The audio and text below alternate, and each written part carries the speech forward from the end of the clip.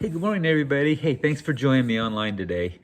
Guys, we're cruising through Genesis for our sermon series in church right now. And, it's impossible to touch on everything that comes up in the text.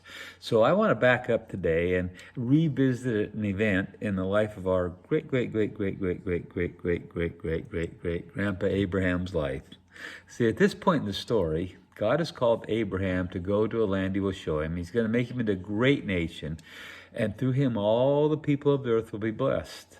We're in chapter 17 of Genesis, and the Lord appeared to Abraham. In verse 11, he tells him, "As for your wife Sarai, you shall not call her name Sarai, but Sarah shall be her name. I will bless her, and moreover, I will give you a son by her. I will bless her, and she shall become nations. Kings and people shall come from her." Now, Sarah is 90 at this point. And you remember what Abraham's response was? He fell on his face and laughed and said to himself, "Shall a child be born to a man who is 100 years old? Shall Sarah, who is 90 years old, bear a child?" Now Abraham is held up as a shining example of faith. But we see that even though his faith is strong, it is not perfect.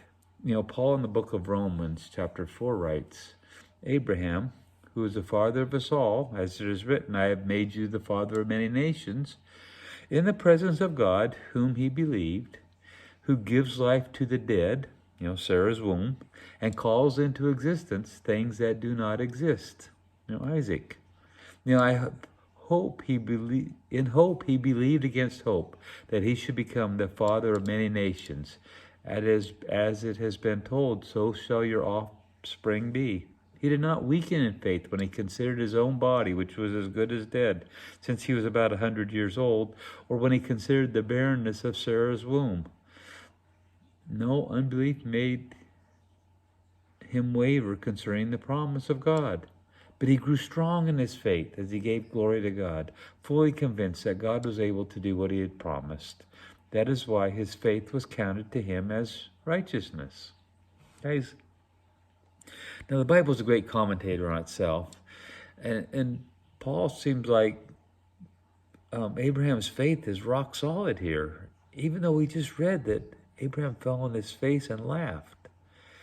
But in the New Testament, Jesus says, "Your father Abraham rejoiced that he would see my day. He saw it and was glad." So, I wonder if Jesus was referring to this time when Abraham fell on his face before God.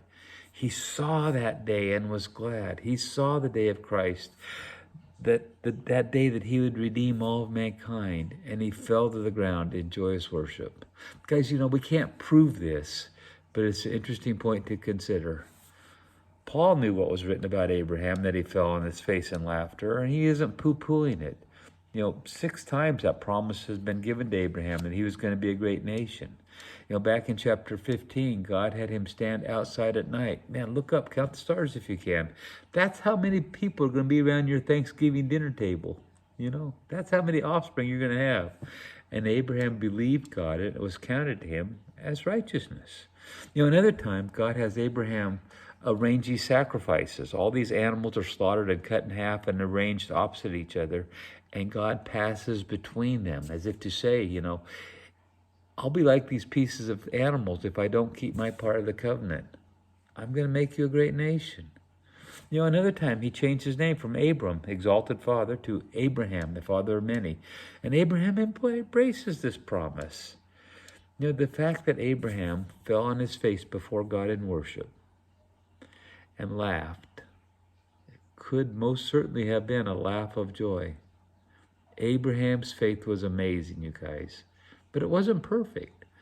And just like God is doing in Abraham, so he is doing with us. He's building our faith, and we have the confidence that he will bring us through to completion, because faith is a gift from God as well. Love you guys. Have a great day.